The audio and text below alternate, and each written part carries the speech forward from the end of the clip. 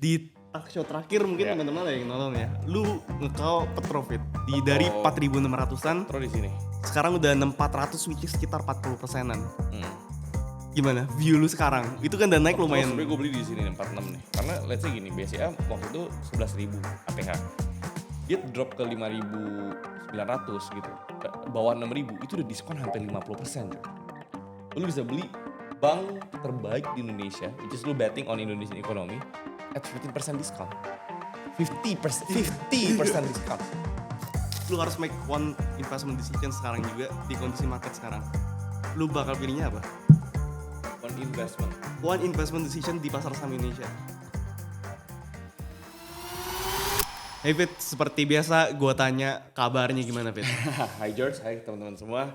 Welcome back in the Fortis Talk Show. Gimana kabarnya? Baru balikin gue dari Hong Kong. Gue lagi di Hong Kong malah waktu itu mana lagi enak badan.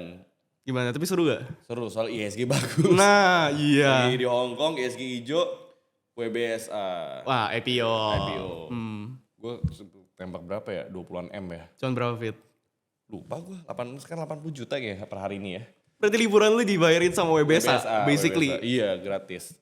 Enak juga cash gue sisa juga. dikit, gue bisa belanja banyak kan. Petro, Iya. Bumi, Dewa, ITMG. Masih ada 20-an M-an.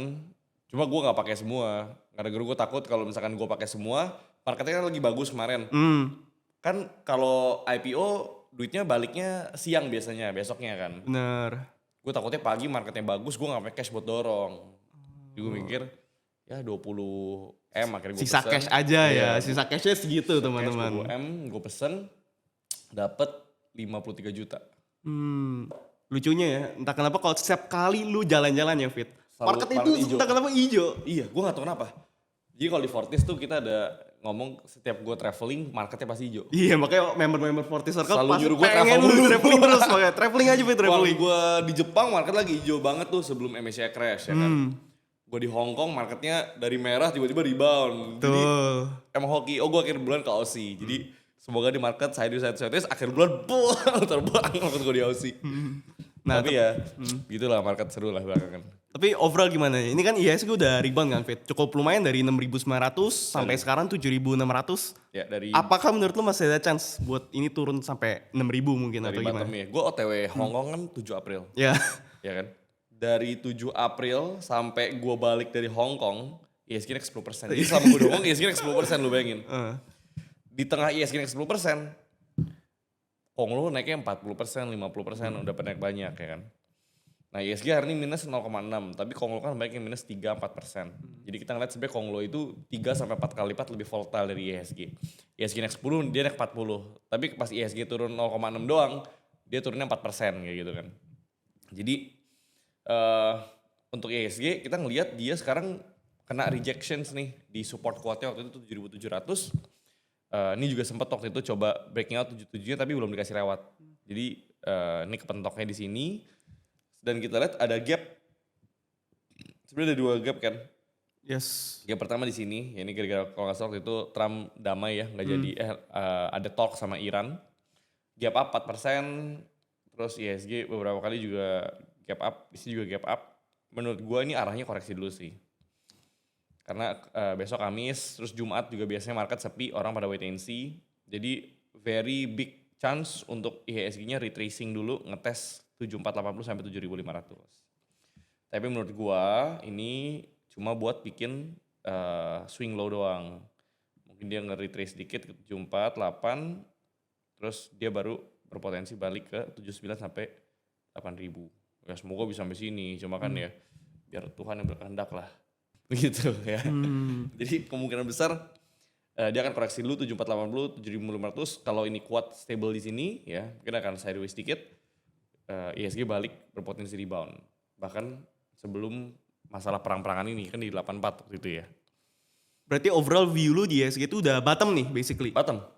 Gak bakal go lower, gak bakal ke 6.000 lagi. Kalau ngomong nggak bakal itu kan sebenarnya kesombongan ya. Iya sih. Gue sih nggak bisa bilang nggak bakal. Cuma sebenarnya kalau kita ngeliat structure-nya udah patah sih downtrend-nya. Udah mulai balik arah sih. Dan dipatahinnya sama volume-volume gede kan. Jadi sebenarnya market udah price in, fatigue-nya udah berasa, sellernya udah fatigue, udah capek. Donald Trump mau ngomong apa udah bosen ya. Kenapa udah capek? Karena kita udah drop berapa tuh? 24%. Sesuai nggak sama apa yang kita omongin talk show berikut sebelumnya? Betul, yes. Yang kita hitungin ini krisis sebelumnya on average krisis itu 25 sampai 27% yang gue bilang. Ini downside-nya udah nggak banyak ya kan. Abis gue ngomong gitu marketnya rebound 10%. Sekarang sisa 16%. Jadi market kalau lagi dropnya kenceng dia naik 10% seminggu George. Iya, bener. Iya kan? Padahal dropnya aja berminggu-minggu Iya, gitu. dropnya berminggu-minggu 25%. Tapi cukup sekali rebound deng 10%, marketnya bisa ngurangin lossnya udah banyak gitu kan. Tapi sekarang kita ngelihat ya kan hari ini drop 0,6. Dia ke 74 kan sebenarnya masih ada kurang lebih sekitar 2%-an. Kalau terjadi dan ini kuat ketahan sini ya koreksi sehat lah. Cuma kalau ngeliat gini sebenarnya structure kecilnya kan udah ke break di sini. Kita ngeliat ya. Nah ini kan sebenarnya udah ke break. Ya, ISG udah mulai sideways, bottom di 16 Maret sampai 7 April, kurang lebih 3 minggu sideways. Terus dia berhasil break sideways boxnya di tanggal 9 April. Jadi sebenarnya udah reversal nih di bagian sininya. Cuma reversal situnya juga sebenarnya udah lunas. 5% kan. Nah, pas nih. Lunasnya pas di harga sekarang. Jadi ya either 7480-nya ketahan atau di 73-nya sih. 7300-nya. Mungkin nggak IHSG retracing ke 73? Mungkin aja. 73 cuma 4%. 2 kali 2% udah langsung ke 73. Jadi in this volatile market menurut gua kondisi sekarang harus sabar sih. Masih harus sabar ya? Sabar, jangan FOMO. Cuma kalau saham-saham Kong lo gimana Fit? Tadi kan lu sempat mention. Di talk show terakhir mungkin teman-teman ada yang nonton ya. Lu nge-call Petro Fit. Dari 4.600-an. Petro di sini. Sekarang udah 6.400 which is sekitar 40%-an. Gimana view lu sekarang? Itu kan udah naik lumayan. Sebenarnya gue beli di sini 46 nih. Yes. Area sini ya kan. Tapi kan sebenarnya sideways box dia 4860. Dari keluar pivotal pointnya aja sampai sekarang Petro masih naik 32%. Kalau lu jual dari pagi Petro udah naik 40%. Kalau dari average gua sih harga sekarang Petro udah gua 46 kan. Udah 45% Petro gua. Seminggu. Ya kan? Cuma kalau kita ngeliat nah hari ini emang well predicted sebenarnya. Iya. Hari ini kan Broxton belum keluar, tapi kalau tadi pagi di Fortis gue bilang be careful. Kenapa sebenarnya kemarin udah pada jualan banyak, padahal marketnya hijau 10%. Ya kan, tapi asingnya udah pada mulai banyak, jual banyak, bayarnya diisi domestik gitu. Jadi sebenarnya tadi pagi gap up tuh gue udah tanda-tanda tuh kok marketnya masih hijau tebel, tapi fund-fundnya udah pada jual-jualan, berarti kan mereka udah mau taking profit kan. Petro sendiri menurut gue akan koreksi dulu ya. Karena naiknya kan udah cukup banyak George, dari awal kita beli udah naik hampir 50% kan. Kalau misalkan Petro koreksi ke 55, 56, 57, ini juga mungkin angka yang masih oke gitu. Kita bisa ngelihat dia berpotensi bikin inverted head and shoulders kalau dia ke 57, 56. Kalau dia mantul di sini mungkin kita bisa tambah lagi barang kita yang di bawah. Ya kita mungkin target next 76, 77. Kenapa kita tadi jualan di 6 ribuan? Karena kita hitung aja upside-nya. Misalkan tadi kita jual 67. Ke upside-nya itu cuma 13,5%. Tapi kalau dia balik retrace ke 57-nya itu 15%. Lebih gede ya. Lebih gede chance dia ke bawahnya gitu kan. Tapi kalau misalkan Petro lanjut naik sampai 76 gimana? Berarti marketnya mau beneran kuat sih. Marketnya beneran kuat, 76 break lagi ya mungkin ini bisa ngacir langsung balik ke 10.000 lagi. Jadi kita will see lah gimana marketnya reacting ya. Cuma kalau kita ngelihat kemarin asingnya udah mulai buang lumayan banyak ya kan. Kan asing semua net seller. Betul. Asing udah mulai buang lumayan banyak. Kalau kita lihat 13 Aprilnya kan kebalikan. 13 April malah bagus. Tuh, ya kan. April malah big akum. Cuma sekarang asingnya banyak yang trading juga. Karena 13 April Petro 11%, besok naik 10%. Cuma kenaikan di 14 April ini nggak di-drive sama foreign flow kan. Jadi ya lumayan predicted sih saya lihatnya koreksinya. Tapi kalau dikasih 57 sih berani sih harusnya. Apalagi kalau flow-nya juga masih bagus ya. Iya berani sih. Karena 8, kita ke 14 aja tuh average mereka di berapa lihat tuh? 58, 56, 58. RF malah baru beli 63 Juli, 57. Deket area sini. Cuma dikasih 57 sih boleh. Gue sih masih untung banyak. Udah gue bilang di talk show jangan takut-takut. Kalau masih takut mah gimana lu mau trading dikit takut. Bumi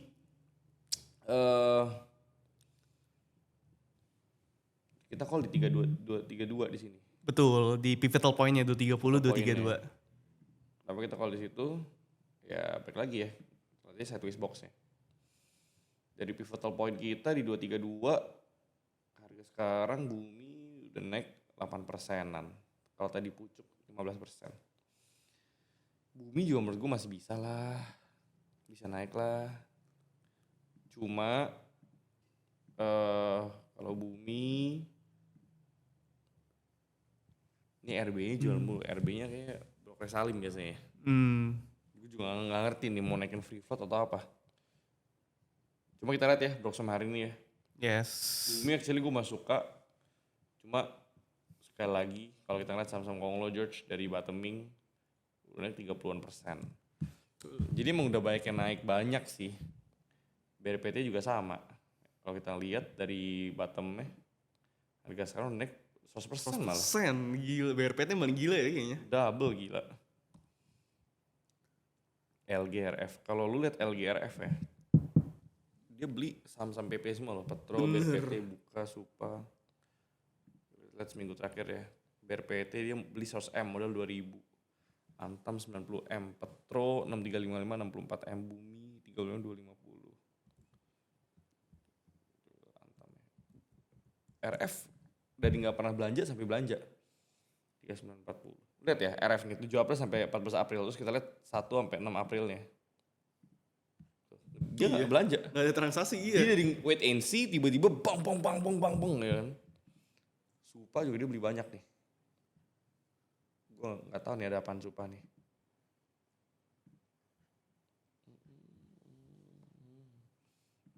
Supa RF ya kan. RFLG. Tukeran barang tapi ini. Kalau kita lihat dari bottomnya 16 Maret. RF paling banyak. FZLG. RFCC 883, 859. RS ini Supa sih jagain sih. Cuma Supa nggak liquid. Sehari transaksi cuma berapa nih? Net buy 4,7 M. RFLG. Sisanya retail cuma dikasih 1 M net buy. RF dari diem tiba-tiba belanja. Apa nih tandanya nih? BRPT dia juga beli ini lagi. BRPT beli lumayan pucuk. BRPT ya, lu kalau beli seminggu aja, lu kalau lihat lu tarik Brox seminggu. Orang tuh net buying 2000-an semua, George. 2000 ya? LG, Iya. RF, HP loh. Ini mereka yang tarik gila ya. Gimana Fit? Apa indikasinya nih Fit? 300M loh mereka 2000 nih. Hah? Apa indikasinya nih? Kalau lihat ya, behind rebound-reboundnya PP, lihat ya BRPT, LG, RF, HP ya kan. Yes. Dan Petro nih. LG, top bayarnya siapa? LG, AKAI, RF. Bener. Iya kan? Lihat apa tapi ya. HP, LG. LG lagi. Ada RF juga dikit. Cuan. SS. Waduh. Jadi kita ngeliat emang ini sekelompok pihak memang para nahan local ISG fund ini ya. pahlawan market nih. LG, RF, SS. Pahlawan market ini. Mereka semua lo lihat ya. Iya. Mereka semua dorong. Gila gak? Cuma kita ngeliat kan mereka orang pinter, duitnya banyak ya kan. Modal mereka 2000. Berarti sekarang mereka untung kurang lebih untung 14%. Lumayan jauh sih. HP juga beli banyak. Menurut gua kalau terlalu jauh, mending tunggu sih. Di area Pro juga retracement sama, iya. Mending tunggu di area retracement. Biasa ke market ini dikasih. Jangan kejar-kejar sekarang kena guyur loh. Iya kan? Betul. Jadi harus sabar. Ini asingnya memang jual, tapi kalau kita ngelihat local marketnya juga, local player juga tampungin. Dan mereka yang bantu dorong harga kan. Apa jangan-jangan mereka expecting something good Fit di bulan Mei nanti MSCI announcement? Harusnya ya. Thoughts lu gimana menurut lu? Kita lihat IMPC coba. SQ, XL, BKAK, foreign masih beli tapi emiten. Ini kan SQ biasa mereka buyback pakai SQ. Yes. Cuma MPC udah 2 kali rejecting juga nih di 2420-nya belum kuat. 2420 sampai 2480-nya belum kuat reversal. Kalau kita ngelihat market sekarang kan sebenarnya masih banyak yang rejecting di nearest resistance-nya ya. Yes. Beberapa kali pada di fake out juga. Asingnya juga belum balik masuk, lokalnya masih beli. Cuma harus lihat sih, kalau hari ini lokal yang dorong udah mulai TP, berarti mereka udah nggak gitu pede nih untuk nge-push harga balik naik lagi. Buat trading aja kali ya. Biasanya kalau kayak gini mereka harus gulung modalnya. Pistol harus dikokang lagi dulu. Wah. Which is mereka harus jual, dicuci dulu posisinya. Ntar ketika udah buang dulu, marketnya kan turun. Ketika udah deket average mereka, supaya mereka nggak langsung naikin VWAP-nya ketika mereka beli di atas. Mereka jual dulu, TP dulu, amanin. Ntar deket VWAP-nya mereka tampungin lagi. Baru mereka borong lagi. Baru mereka tampungin lagi. Oh, oke. Kayak gitu. Jadi sebenarnya marketnya oke, bagus ya kan. Kita ngeliat Tepia juga naiknya luar biasa ya kan. Yang narik siapa? HP sama LG. HP. Lalu lihat nih HP ya, 7 sampai 14 April. Sampai BRPT, Tepia, Patrol, Cedia. Bener sampai P semua. Tapi lu lihat nih 1 sampai 6 ya. Gak beli apa-apa mereka. Iya, baru agresif buying-nya itu seminggu terakhir ya. Fun emang kayak gitu. Mereka bisa seminggu gak ngapa-ngapain. Lihat ya, ini net buy cuma 5M, 3M, 3M. Tiba-tiba 7 sampai 14 kesurupan. Tuh. Dari 1M, 6M, tiba-tiba 75M, 68, 27M ya kan. Petro mereka 5727. Lumayan bawah. Tepia 6237. Dari 7 April. Berarti dari sini loh. Dari bottom loh. Tepia mereka tarik ke atas. Kalau kita lihat Tepia, HP, LG, ini udah harga-harga average. Iya. Gini semua. Modal mereka, modal narik mereka. Jadi Tepia juga ya menurut gua 58 ini pasti dijaga lah, ditahan. Terus kita lihat, ini HP dari diem makanya gue bingung kenapa tiba-tiba HP muncul terus. BRPT 18, wah mereka masih untung banyak lah. Betul juga masih untung. Jadi ya coba kita lihat ya. 1215 modal mereka 962. Iya. Siapa yang beli lihat lo? LG. Si penyelamat ya. Lu kalau Penyelamat LG market. ya. BRPT, Petro, Cedia, Bumi, BP. Ini mereka semua nih. Nah ini lu 1 sampai 6 ya tapi. 1 sampai 6. Nah, Bumi doang. Bumi max 72 sih 20-an ya kan. Tiba-tiba 7 sampai 14-nya Langsung sama-sama yang bervariasi. iya, Cedia 101M 1237, sekarang 1215. Lagi nyangkut berarti mereka nih. Cedia 98M 1273, sekarang 1215. Buset. Mereka baru beli. Baru beli loh LG hari ini. Kemarin 100M. 1237, 101M. Net bayar paling gede. Berani juga, iya. Asingnya di ini semua. Dari 7 April loh, dari rebound sini loh. HP 92, 115, PDAZ, LG. Jadi dia juga baru breaking out ya dari 1200-nya ya. Cuma rejectingnya pas di previous low yang dulu. Iya pas di 180-nya. Tapi Cedia kalau udah flow lanjutan boleh nih sebenarnya. Bener. Kita lihat karena 6 sampai ini udah naik 75% kan. Ini 62%. Cuma kalau kita tarik dari 6 April, HP paling rendah 16M. LG, PD, AZ ini modal-modal 1100 semua. Jadi harusnya di 1100-an di area sini ada kepentingan buat dijaga ini. Bener. Apalagi makannya 100M. Kita lihat lah, hari ini koreksi 5%, Broxton belum keluar. Kita akan lihat nanti. Tapi satu hal yang menarik dilihat, LG-nya lagi nyangkut. Iya. Kita lihat apakah hari ini dia beli lagi apa enggak. Coba kita lihat LG, RF, SS, AZ. HP-nya mulai pada dorong, ini berarti asing kan kalau kita lihat nggak ada di top buyer. Mostly kan local fund yang tarik, ya kan? kita lihat misalkan Bumi, sama, mostly local fund yang tarik. ZP-nya coba foreign nggak? ZP-nya foreign, coba RB juga foreign gede. Marketnya mostly ya, kalau kita lihat dari saham-saham Konglo ya, domestic driven banget sih. Petro, AK ya kan, AK-nya beli lumayan banyak. LG, AI, RF, SS. Ya Bumi, Petro 5758 boleh lah. Gue ini ditahan sih dari situ. Bener-bener, retracement-nya juga pas banget. Iya. Jadi Konglo kalau kita ngeliat masih harus baik sabar kali ya. Banyak sabar ya, apalagi naiknya juga udah tinggi. Iya. Oke.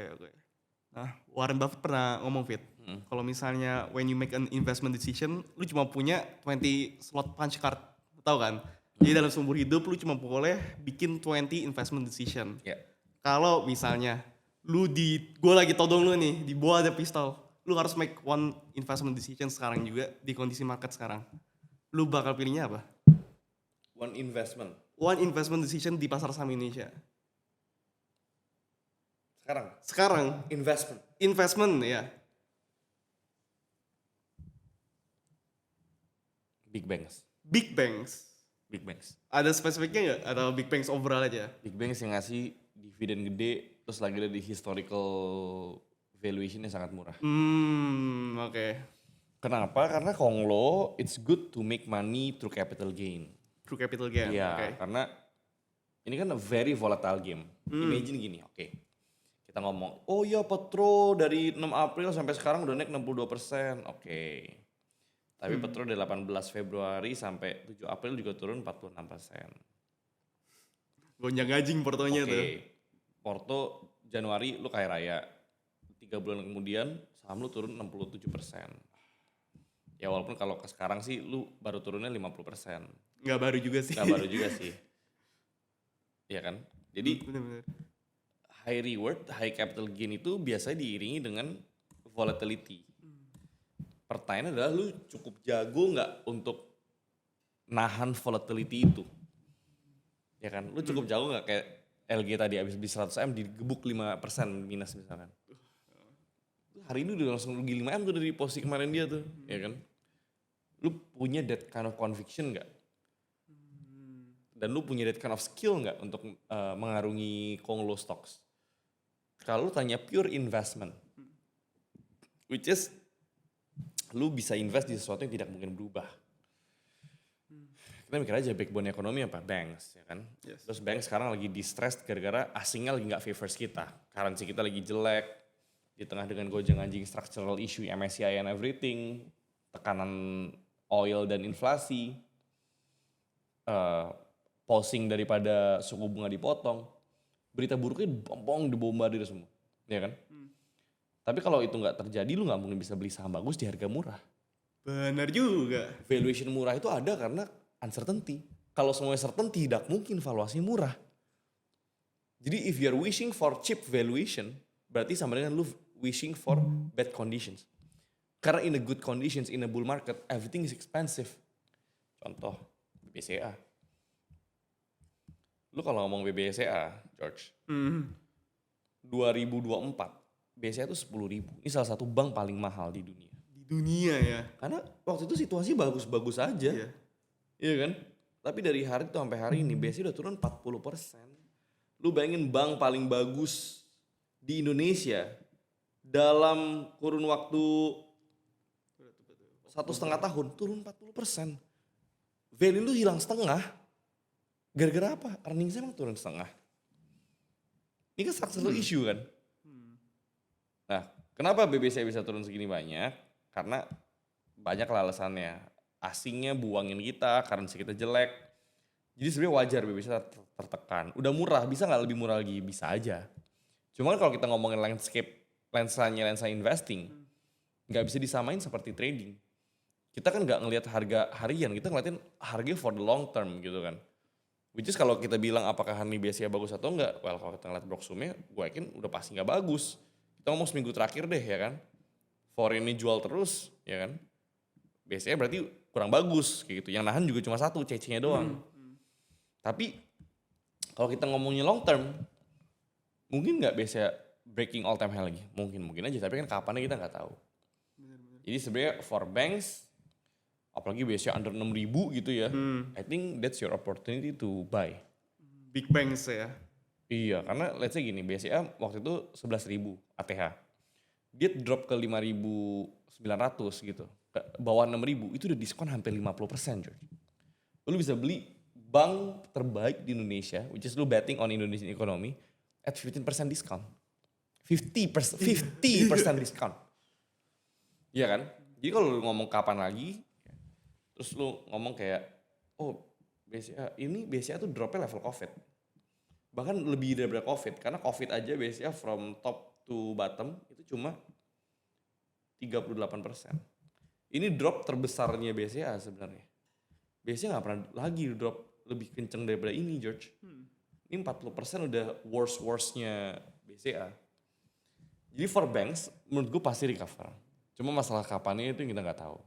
Berarti kan harus punya pegangan adalah dividend yield-nya. Lu fine gak with dividend yield-nya? Kalau lu fine, then buy. Kalau lu gak fine, then beli saham Konglo, selesai. Jadi investment mindset-nya harus dipikirin nih. Kan kalau kata Warren Buffett, kalau market tutup dalam 10 tahun, lu happy gak nge-hold barang yang lu punya? Kalau lu happy, hold barang yang lu punya ketika market tutup 10 tahun, berarti itu layak dipegang. Which is lo harus ngerti bisnis modelnya gimana. Terus nanti bisnis modelnya apa? Terus kalau market harga gak berkes 10 tahun, kan tiap tahun dapat dividen. Ah iya juga. Gue tetap makan kok dari dividennya gitu kan. Jadi harus mikirnya beda sama trading. Kalau lu masih mikirnya capital gain, menurut gue nggak usah mikirin invest sih. Mikirnya ya udah cari narasi aja. Oh sahamnya lagi turn around nih, lagi ada corporate action, lagi ada backdoor. Ini kayaknya bakal nge-push lagi ke segini. Ini lagi ada flow masuk nih. Fokusnya ke liquidity. Cuma kalau lu memang mau fokusnya buy and hold di jangka panjang, baru lu fokus ke fundamental. Jadi ini dua approach yang berbeda. Jangan disatuin gitu loh, cara pikirnya. Gitu. Kalau di luar dari pasar sama Indonesia, ada nggak investment decision yang lu bakal make? Gold, I'm very bullish on gold. Gold sama SGD. Berarti gold di harga sekarang lu masih expect bakal lanjut naik? Apa gimana? Gue bullish ke industrinya sih. Oh. Kalau harga sekarang gini, kalau gold apakah masih lanjut naik? Menurut gue tetap bisa masih. Karena kalau ada distrust di financial system, pasti orang belinya emas. Bahkan negara aja beli emas. Biggest buyernya gold itu negara. God's money ya. God's money soalnya. Dan itu merupakan underlying-nya uang sebenarnya kan. Jadi long term gue bullish on gold industry. Karena gold kalau kita ngomong long term ya, industri apa lagi yang lebih long term daripada gold? Bener. Ya Gold, kan? iya. Dari dulu semua hal berubah. Dulu orang naik kereta, naik kuda, sekarang naik mobil. Dulu kita pakai pager, sekarang pakai telepon. Semuanya berubah. Ya nggak berubah, emas dari dulu nggak pernah berubah. Bener. Dari dulu sampai sekarang orang masih beli emas. Orang masih ngelihat emas itu sesuatu yang valuable. Sesuatu yang valuable. Dan itu yang dicari ketika krisis, ketika negara-negara butuh underlying terhadap uang cashnya mereka, itu merupakan underlying fiat ya kan. Jadi menurut gue in the long run gold masih oke. Sama SGD. Kenapa? Tesis dulu SGD gimana? USD gue lumayan takutnya dia digebukin kanan kiri. Jadi apalagi dia bikin berantem gini, kayak negara-negara bisa pada buang USD, terus ya mereka mungkin pegangnya renminbi, pegang yuan gitu-gitu. SGD itu menurut gue lebih stabil. Kan financial hub-nya Asia juga. Terus kalau lu ngeliat SGD USD chart, 5 tahun SGD itu menang lawan USD. Bener. Jadi sebenarnya SGD itu in a stronger term daripada USD. Jadi terus SGD kayak paling aman ya, banyak orang-orang paling kaya di dunia taruh dia juga Singapura gitu kan. Singapura dollar bener. Jadi financial industry-nya Singapura tuh sangat kuat dan itu yang ngebikin currency mereka juga sangat kuat. Mereka financial hub soalnya kan. Terus lebih stable, lebih gak banyak drama. Lu kapan kali dengar Singapura drama? Gak pernah. Bener. Ya. Iya. Ya lu mau taruh duit lu di negara yang aman, yang gak ada drama. US digebuk kanan kiri, walaupun dia paling kuat globally ya kan. Terus of course gue bullish on technology, AI ya.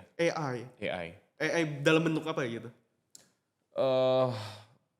Agency ya, mungkin sesuatu yang bisa naikin productivity-nya manusia. Ya mungkin AI agents, terus ya dengan adanya chatbot seperti ChatGPT dan Cloud aja itu kan menambah productivity kita ya kan. Gue betting on productivity growth yang diciptakan oleh AI juga sebenarnya. Jadi ya tech, kalau investment gold, SGD, Indo equity gue masih bullish. Kalau pengaplikasian langsung in real world work dan AI. AI. Menurut lu kalau di masa-masa market kayak gini ya di pasar saham Indonesia kayak sekarang, kalau ada teman-teman tiba-tiba pengen berubah jadi trading for living, gimana lu? Oke nggak? Kalau dia nanya opini ke lu. Oke, pertanyaannya adalah yang pertama, expense lu per bulan berapa? Ya kan? Pasti. Let's say expense per bulan 20 juta bang, oke. Ekspektasi return lu per bulan berapa? Ekspektasi return saya 10% per bulan, which is very hard. Gue sendiri aja, I'm not even 10% per bulan. Iya. Ya pertama karena porto gue gede, yang kedua 10% per bulan konsisten tuh tidak mudah loh. Bisa jadi gue Januari 40%, Februari minus 20% bisa aja loh. Iya. Iya kan? Bener. Jadi saham tuh tidak stabil. Gak bisa lo tiap bulan 10% gak bisa. Bisa satu bulan lu plus 100%, bisa satu bulan minus 30%, very volatile. Jadi stock market trading for living itu tidak cocok untuk cari stable income. Oke. Makanya saran-saran gue, trader-trader yang lagi pada dapat jackpot juga, jangan pernah berpikir bahwa ini tuh akan stable, ini tuh akan bagus terus selama kalau market lagi sepi setahun tiba-tiba lu makan apa? Jadi justru uang lu dari capital market lu harus bikin stable business. Makanya gue punya Oseng Dog, gue punya Super Emas. Karena capital market money gue itu gak konsisten gitu loh. Kadang gue bisa gede banget satu bulan. On top of the world. Jadi bulan depannya seret. Bisa aja. Iya kan? Jadi lu harus make stability dari ya either lu beli fixed income, let's say bonds, let's say dividend yield, saham, let's say private business. Ini kan untuk cari stability. At the same time lu juga punya growth fund untuk cari exponential gain dan compounding effect-nya dari sini. Jadi harus ada dua tembakan ini. Kalau lu belum punya ini lu mau trading for living mati lu. Susah. Nah kalau misalnya lu ulang lagi dari awal, modal lu kayak 100 juta gitu. Lu bakal pilih trading atau bisnis? Bisnis.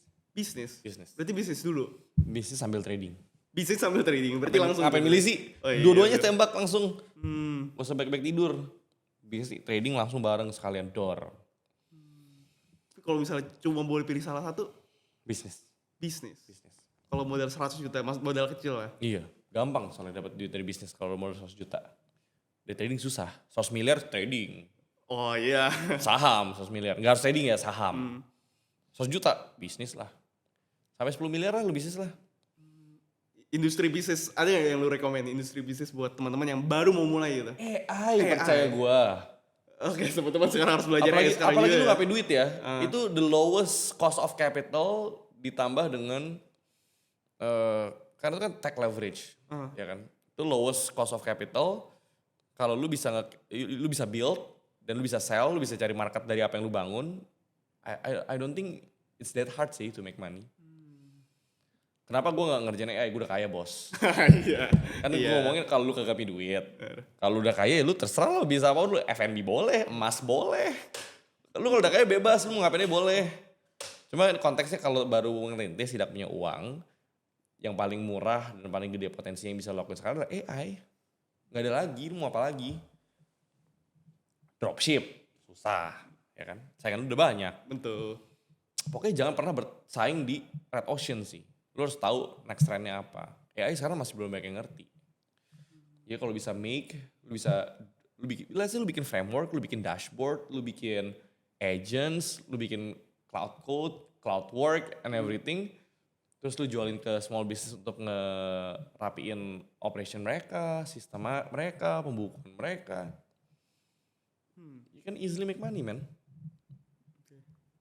Ada tips terakhir gak buat teman-teman di sini yang baru mungkin ngelihat dunia ternyata sekarang kayak gini? Jangan takut untuk berubah. Jangan takut untuk berubah. Karena salah satu hal yang pasti di dunia ini adalah ketidakpastian.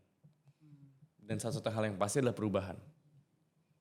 Berarti harus jago adaptasi ya? Harus sangat cepat beradaptasi.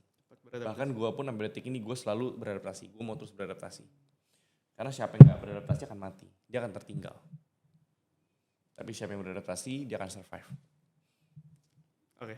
Thank you Fit for today. Thank you Oke, teman-teman thank udah you, nonton teman-teman. talk show kita. Gak berasa ya? Iya. Semoga bermanfaat ya. Kalau view kita di market mungkin akan koreksi sebentar sebelum dia ngelanjutin kenaikan lagi. Konglo juga bisa cari retracing di average pemain-pemain besarnya. Terus kalau kalian baru ngerintis dan bingung mau pick satu industri, AI is the answer ya. pick AI. Karena lu cuma bayar 300.000 lu bisa ngulik bikin macam. Terus once lu bikin MVP udah mulai dikonfirmasi, lu bisa subs yang lebih mahal lagi untuk bikinin produknya. Then you can deliver, then you can do retainers. Ya, you can make some good money lah from there. Tapi nggak bisa kaya juga sih. Ya a good starting point Good lah. starting point. Lu kalau mau kaya, lu harus dapat one big hit lah. One big Lu harus hit. bikin brand lu dicintai masyarakat, terus konsisten bertahun-tahun, lu compounding duit lu di market, kerja 10 tahun tanpa melihat hasil, lu baru bisa kaya. Oke. Kalau cuma kayak, saya bikin AI buat bisnis saya berapa kaya, mustahil. Karena at the end, punya duit is one thing, tapi jadi kaya itu another thing. Punya duit itu ketika lu menciptakan value. Jadi kaya adalah ketika lu menggulung value yang lu punya. Which is lu reinvest ke bisnis, lu invest ke saham, lu lakuin itu selama 10 tahun, lu bisa kaya. Jadi gak ada yang namanya get rich quick. Tapi lu bisa get the money quick. Ya before lu get rich, you get the money first lah. Masalah kaya urusin belakangan. Yang penting lu dapet duit dulu. Yang penting lu earning some money, you enjoy your life, makan yang enak. Di situ lu punya semangat untuk jadi lebih kaya. Jadi step by step, gak usah buru-buru. Oke, terima kasih teman-teman semua. We'll see you in the next First Talk Show. Yes, see you guys. See you guys.